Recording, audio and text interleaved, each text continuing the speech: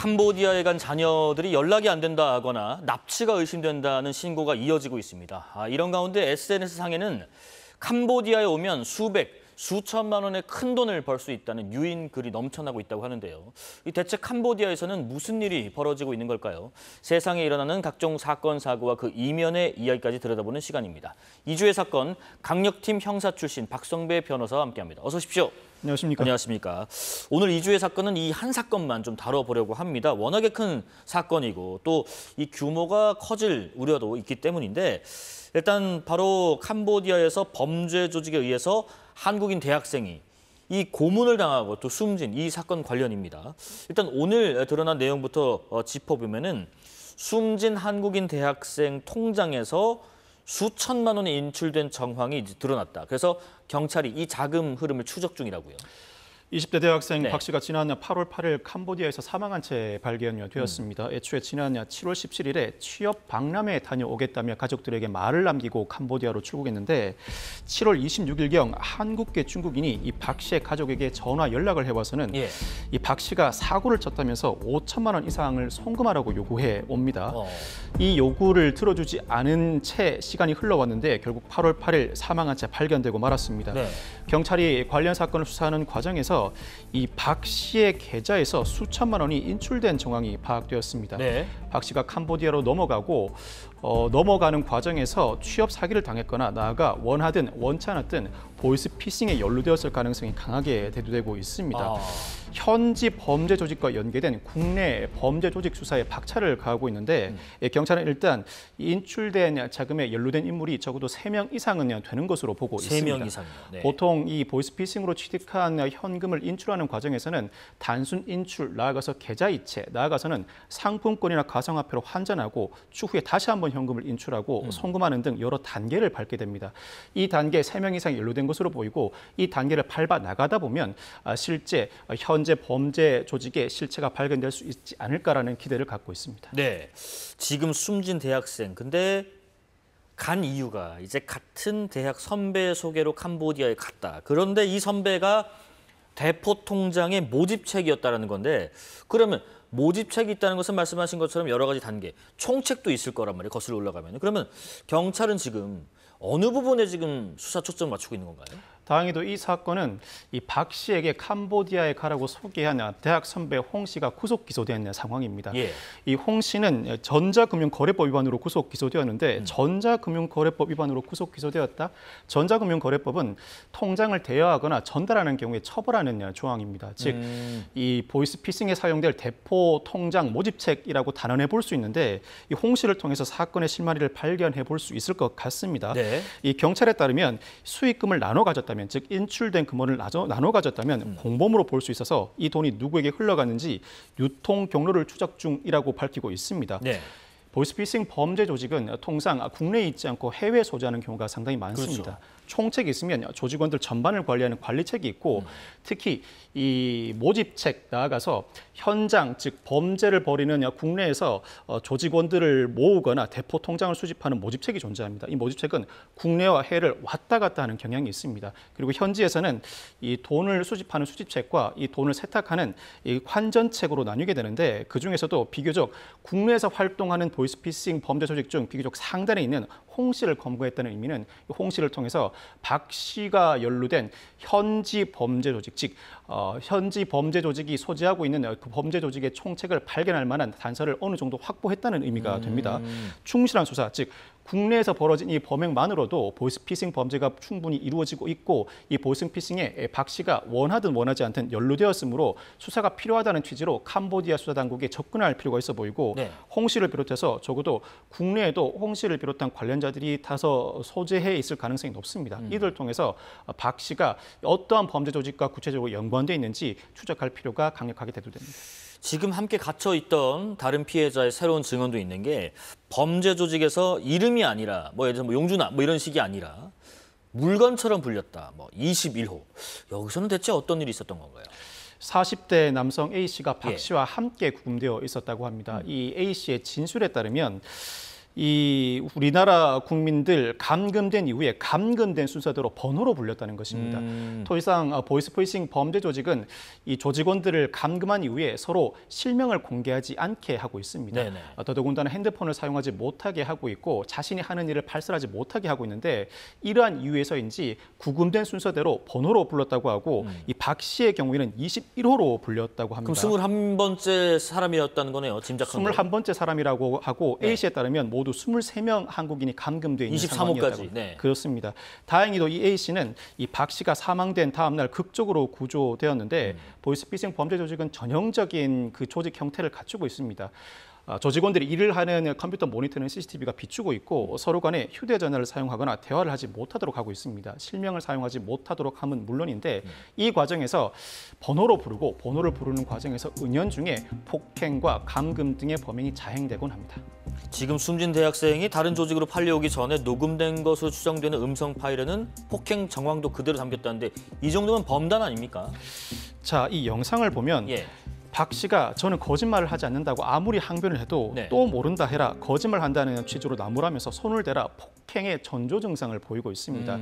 이 영상만 살펴보면 송금 과정에서 일부 착오가 있었거나 잘못이 발생된 것으로 보입니다. 박 씨가 애초에 캄보디아로 넘어갈 때 보이스피싱 범죄 조직에 일을 하겠다는 의사가 있었는지는 분명하지 않습니다. 그럼에도 불구하고 송금 과정에서 잘못 발생된 이 사정을 모두 박 씨에게 뒤집어 씌우면서 그 책임을 박 씨에게 묻는 듯한 영상인데 이 영상을 토대로 박 씨에게 자금이 없자 그 가족에게 연이어서 연락해 5천만 원 이상을 요구한 정황이 전반적으로 설명되는 것 같습니다. 지금 뭐 7월 17일 출국 이후에 10일도 안 된 26일에 가족이 신고를 했고 5천만 원을 보내라는 협박전을 받고 나선데 그로부터 보신 것처럼 2주가 지나서 결국 숨진 채 발견된 상황입니다. 그런데 신고를 7월 26일에 했단 말이죠. 근데도 불구하고 여기에서 구조되지 못한 이유 뭐라고 보십니까? 캄보디아에 건너간 우리나라 국민들이 보이스피싱 조직에 연루되는 일, 나아가서 그 과정에서 폭행과 감금을 당하는 일은 지금까지도 여러 차례 발생해 왔습니다. 그럼에도 불구하고 실제 우리나라 국민이 현장에서 사망하는 일은 비교적 드물었는데 이 사건에서는 박 씨가 사망하고 말았습니다. 그렇습니다. 박 씨 가족들이 경찰에 신고했을 때 당시 경찰은 일단 이 조직이 요구하는 돈을 지급하지 말고 현지 경찰의 위치와 사진을 전송하라고 요청했습니다. 그 이유는 현지 경찰의 위치와 사진을 전송하지 않는 이상 우리나라 영사를 통한다고 하더라도 현지 경찰이 움직여주지 않는다는 이유였습니다. 그런데 물론 어느 정도 애로사항은 예상됩니다. 현지 경찰 입장에서도 외국인이긴 하지만 이 박 씨가 성인인데 이 성인이 과연 온전히 피해자일까? 즉 자신이 자진해서 캄보디아에 들어와 어느 장소에서 스스로 몸을 숨기고 있을 가능성을 배제하지 못하고 오히려 보이스피싱에 가담한 피의자의 가능성을 배제하지 못하는 상황이라 이 영사 요청만으로는 쉽사리 움직이지 못하는 난점이 있습니다. 그렇다고 하더라도 범죄 단지에 끌려가다 구조되는 우리나라 국민들의 사례가 여럿 있어 왔고 특히 중국인을 주축으로 한 보이스피싱 범죄 조직이 캄보디아로 대거 이동한 상황입니다. 이 정도 상황이라면 실제 우리나라 국민이 현장에서 피해를 받고 있을 가능성이 상당히 높고 이를 설득할 만한 우리나라 영사 등을 비롯한 외교부 당국의 역량이 다소 아쉬운 대목이라고 할 수 있습니다. 지금 이번 사건 이후에 캄보디아에 간 가족, 지인들의 연락이 닿지 않는다. 실종 신고가 전국에서 접수되면서 우려가 커지고 있죠. 이재명 대통령이 오늘 국무회의에서도 관련 언급을 했습니다. 캄보디아 정부와 협의를 통해서 양국의 치안당국 간 상시적인 공조체제 구축에 속도를 내주시기 바랍니다. 실종신고 확인 작업부터 조속히 진행이 됩니다. 재외공간의 도움을 요청하면 즉시 또 상시 대응할 수 있도록 관련 제도 정비 또 인력 예산 편성에도 만전을 기해 주시기 바랍니다. 자, 지금 대통령이 강조한 이후에 정부의 어떤 추가적인 조치 방안들이 지금 나오고 있어요. 첫 번째가 이제 외교 2차관을 단장으로 한 캄보디아의 정부 합동 대응팀이 내일 파견된다고 하고요. 두 번째가 이제 국가수사본부장도 내일 캄보디아를 간다고 합니다. 그러니까 한국인 대학생 피살 사건을 공동 조사하기 위해서겠죠. 마지막으로는 경찰청 주도의 국제공조협의체가 출범을 해서 지금 아세안에 한국인 국민 감금 합동 작전을 벌일 예정이라고 하는데 정부에서 추가적으로 혹은 뭐 보완해서 혹은 촘촘하게 해야 될 조치 중에 뭐가 있을까 싶습니다. 어느 나라나 외국 수사기관이 와서 현장에서 수사하는 일을 허용하는 국가는 없습니다. 그렇습니다. 수사는 주권과 밀접하게 관련된 부분입니다. 이에 따라서 각국에 나와 있는 영사 중에서도 경찰 영사가 가장 많습니다. 이는 각국에서 현지 교민을 보호하기 위함인데 경찰 영사라 하더라도 현장에서 수사를 진행하지는 못하고 어떠한 사건이 발생했을 때 현지 경찰로 하여금 부탁하고 수사 협조를 요청하는 수준에서 업무를 진행할 수밖에 없습니다. 네. 코리안 데스크를 설치하겠다는 입장을 밝히고 있는데 이미 필리핀에 설치되어 있는 코리아 데스크는 현지 영사와 달리 실제 현지 경찰서에 근무하는 우리나라 경찰을 일컫습니다. 우리나라 경찰이 근무하게 되면 물론 그 상황에서도 직접 수사를 진행하지는 못합니다. 그렇지만 즉각적으로 어떠한 사건이 발생했을 때 우리나라 국민을 대상으로 하는 사건과 관련해 그 사안의 심각성을 현지 경찰에 알리고 사실상 공동으로 수사를 진행할 수 있는 여건이 갖추어지는 것입니다. 관서 내에 있는 것과 밖에 있는 것은 큰 차이가 있을 거잖아요. 네. 강제 수사를 하지 못할 뿐 강제 수사를 독촉하고 모든 준비를 우리나라 경찰이 다 해줄 수 있습니다. 이와 같은 코리아 데스크를 캄보디아에도 설치하게 된다면 실질적인 수사에는 박차를 가할 수 있을 것으로 전망됩니다. 물론 네. 그 과정에서도 캄보디아에 협조를 구하는 형태여야 합니다. 어떤 경우에도 주권이 침해받는다는 인상은 주어서는 안 됩니다. 예를 들어 이 박모 씨 사건의 경우에도 캄보디아 현지 경찰이 수사를 한 이후에 우리나라에 신원 확인을 요청해 왔습니다. 아무리 봐도 우리나라 국민인 것 같아 보였기 때문입니다. 이에 따라서 우리나라 경찰이 국가수 회신에 따라 즉각적으로 우리나라 국민의 신원을 확인해 주었습니다.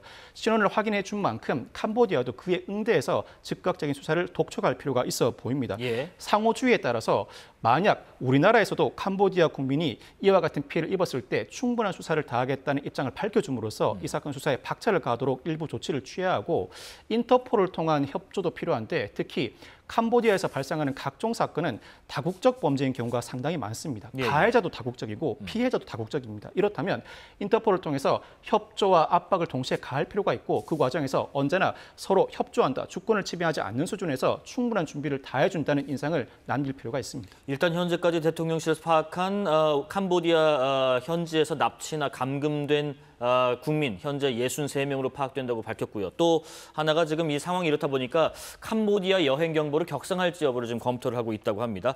자, 그러면 여기서 중요한 거예요. 왜 캄보디아를 거점으로 삼았을까요? 중국인들을 주축으로 한 보이스피싱 조직이 각국에서 성행해 왔습니다. 네. 그런데 특히 중국, 나아가서 우리나라도 이 보이스피싱을 집중적으로 수사와 단속에 어느 정도 성공을 해냅니다. 만약 중국으로 도피한다고 하더라도 한국과 중국 양자 간에 서로 수사, 협조, 나아가서 범죄인 인도를 통해서 충분한 수사가 진행되는 상황이라 이와 같은 범죄를 더 이어나가고 검거 위험을 회피하기 위해서는 동남아시아로 도피할 수밖에 없었고 일단 캄보디아로 회피한 것입니다. 네. 그런데 더 나아가서 왜 캄보디아에서 우리나라 국민을 납치하는 경우가 잦은가? 그 유독 이유도 한국인 범죄가 많은가? 살펴보아야 예. 합니다. 우리나라 국민들이 범죄 단지에 팔 때 그 가액이 높다고 합니다. 쉽게 말하면 시쳇말로 몸값이 높다. 몸값이 높다고 예. 합니다. 궁극적으로는 우리나라 국민들을 대상으로 보이스피싱 범죄를 저지르기 위해서는 우리나라 국민 조직원이 필요합니다. 즉 동남아 국민들을 대상으로 보이스피싱 범죄를 저지르는 것보다 우리나라 국민을 대상으로 보이스피싱을 저지를 때 그 수익이 훨씬 높은데 아하. 이 범행을 온전하게 수행하기 위해서는 우리나라 조직원이 필요하고 그렇다면 그 조직원으로 일할 우리나라 국민을 납치에 넘기는데 그 가액이 더 높게 되는 것입니다. 넘기게 되면 이때부터 우리나라 국민들은 조직원으로서 자신의 통장을 제공함으로써 자금 세탁에 활용할 수 있게 하고 텔레마케터나 채팅 업무를 수행하게 됩니다. 이 과정에서 일을 제대로 수행하지 못할 경우에는 고문, 폭행을 가하기도 하고 더 이상 일을 제대로 수행하지 못한다고 하면 이 범죄 단지 중에서도 그 악명이 높은 국가 경계 지도로 다시 한번 팔아넘기는 일이 벌어지고 있습니다.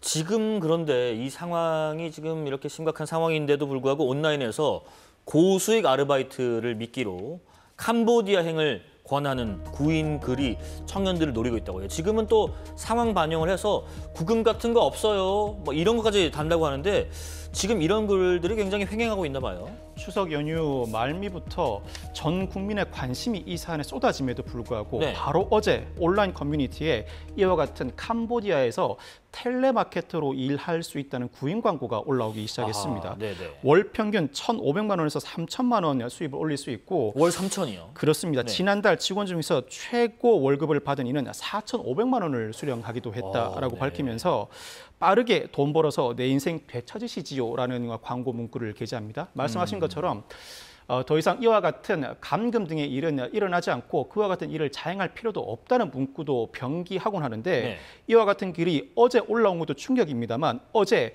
같은 온라인 커뮤니티에서 이와 유사한 해외에서의 텔레마케팅 구인 광고글이 무려 20건 올라오기도 했습니다. 뿐만 아니라 예. 일부 중고물품 거래 앱에는 한 건당 40만 원을 지급한다면서 캄보디아로 서류를 송달하는 업무 아르바이트를 맡기겠다는 글도 올라왔습니다. 서류 보내는 것만 하면 40만 원 주겠다. 그리고 항공권과 숙소를 완비해 주겠다인데 보이스피싱 조직원을 수집할 때 전형적인 수법이 가장 먼저 항공권과 숙박을 제공해 주겠다. 현지 관광을 하고 네. 일을 일부만 도와주면 되는데 수익은 상당히 높다는 식으로 접근을 하게 됩니다. 서류를 송달해 주는데 40만 원, 거기에 항공권과 숙박 모두 완비해 준다. 사실 누가 보아도 보이스피싱 조직원을 수집하는 광고 문구로 보이고 이에 속든 속지 않았든 현장에 발을 들이게 되면 결국은 보이스피싱 조직원으로 일을 할 수밖에 없는 구조입니다. 네. 이 앱에서는 일단 이와 같은 광고를 인지하는 즉시 삭제했습니다. 어쨌든 뭐 항공권, 숙박비, 뭐 식비 이런 게 들어가면 들어간 만큼 또 그걸 뽑아내야 되다 보니까 당연합니다. 사실 공짜는 없단 말이죠. 사사건건이 그래서요. 캄보디아 현지 교민을 전화로 연결해서요. 현지 분위기가 어떤지 좀 살펴봤습니다. 또 이분은요. 시청자분들에게 중요한 말도 전달하고 싶다고 하는데 한번 들어보겠습니다. 캄보디아에서 베트남 국경 쪽에 근처에서 취업 사기로 어려움을 겪고 계셔가지고 대사관에 데려다 드려서 한국으로 출국하는 것을 도와드린 그런 경험이 있습니다. 여권하고 다 제정하고 뭐 귀중품하고 다 뺏기고 맞지는 않았는데 감금까지 당한 돈이 없어서 어려움을 겪어서 이제 재정까지 다 빌려준 그런 경험이 있습니다. 여기 노동자들 한 달 평균 임금이 대략 40만 원 정도로서 한국인의 10분의 1 수준이거든요. 절대로 500만 원, 1000만 원을 벌 수 없는 구조의 나라입니다. 정상적으로 땀 흘려 돈을 벌어오시는 그런 사람들이라면 이런 일들이 벌어지지 않는다라는 것. 그리고 특정 일부 지역 외에는 캄보디아 전역은 안전하고 캄보디아 사람들은 참 좋은 사람들이라는 것을 좀 말씀드리고 싶습니다. 지금 현지 캄보디아 푸놈펜에 체류 중이신 그 선교사분의 생생한 이야기를 좀 들었는데 지금 이 이야기 들어보시니까 강조하고 싶으신 부분이 있다면 어느 부분일지 한번 궁금하네요. 캄보디아 전체가 위험하다고 단언할 수는 없습니다. 그럼에도 불구하고 현실적으로는 우리나라 국민을 체포, 감금에 고문하는 일이 아직까지는 횡행하고 있는 것도 사실입니다. 일부 지역에서 여행을 할 때는 특별한 주의가 필요한데 주 캄보디아 대사관은 본인 직접 신고를 당부하고 있긴 합니다. 캄보디아 경찰이 앞서 설명해 드린 것처럼 취업 사기 등으로 신고한다고 하더라도 신고자가 직접 위치, 연락처, 건물 사진, 여권 사본, 얼굴 사진, 본인 구조 요청 영상 등을 송부해 줄 것을 요청합니다. 그렇지만 급박한 상황에서 이와 같은 자료를 모두 제공하기는 상당히 어렵습니다. 그렇죠. 막 예를 들어서 눈 가리고 끌려갔으면 여기가 어딘지 알 수 없는 경우도 많고요. 이에 따라 일단 외교부는 신원과 위치 정보만으로 현지 경찰이 출동할 수 있도록 절차 간소화 방안을 적극 검토해달라고 요청할 방침인데 이는 외교 당국이 취하여야 할 조치입니다. 우리나라 국민으로서는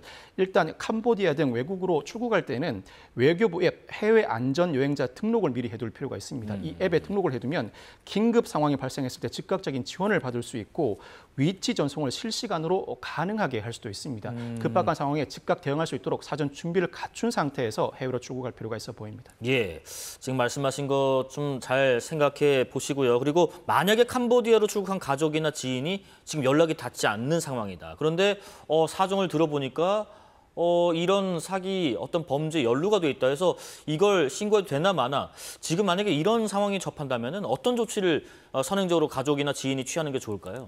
즉각적으로 현지 영사에 연락을 하고 현지 영사에 연락하고 우리나라 외교부에도 연락을 해야 할 뿐만 아니라 무엇보다도 가능하다면 직접 현지 경찰에도 신고할 수 있으면 좋긴 합니다. 직접 경찰에 신고하고 특히 이와 같은 일이 단순한 성인이 해외에 나가서 몸을 숨기고 있는 상황이 아니라 범죄에 연루되어 있을 만한 결정적인 정황을 제시해야 하는데 현지 경찰에 직접적인 증거를 제시하지 못한다면 우리나라 경찰의 도움을 받아서라도 현지 영사를 통해서 범죄에 연루될 만한 정황이 자분하다 때마다 특히 현지 조직원으로부터 연락을 받았다면 이와 같은 일로 인해 사망한 사건도 발생한 만큼 이와 같은 정황을 적극적으로 제시할 필요가 있습니다. 현지 경찰도 출동해 봤는데 실제로 우리나라 국민이 그동안 가족과 연락은 끊겼지만 별다른 일 없이 잘 지내고 있는 경우도 실제 사례가 있었습니다. 이와 같은 일이 발생하지 않도록 실제 현지 조직원에게 체포, 감금된 정황을 적극적으로 제시해 줄 필요가 있는데 이미 이 우리나라 박모 씨가 사망한 사건이 발생한 만큼 현재 상황에서는 현지 영사를 통한 신고만으로도 즉각적인 조치가 가능해 보입니다. 자, 지금 뭐 상황이 이렇다 보니까 우리의 어떤 그 경찰력도 동원돼야 되고 또 발휘가 돼야 될 거고 또 말씀 들어본 것처럼 현지 교민의 이번 사건 이후에 캄보디아 비롯해서 이 동남아에 거주하는 우리 교민들 피해 우려도 크다 보니까 이제 외교적인 어떤 노력도 굉장히 필요해 보입니다. 자, 이주의 사건 강력팀 형사 출신 박성배 변호사와 함께했습니다. 고맙습니다. 감사합니다. 자, 10월 14일 화요일 사사건건은 여기까지입니다. 시청해주신 여러분 고맙습니다.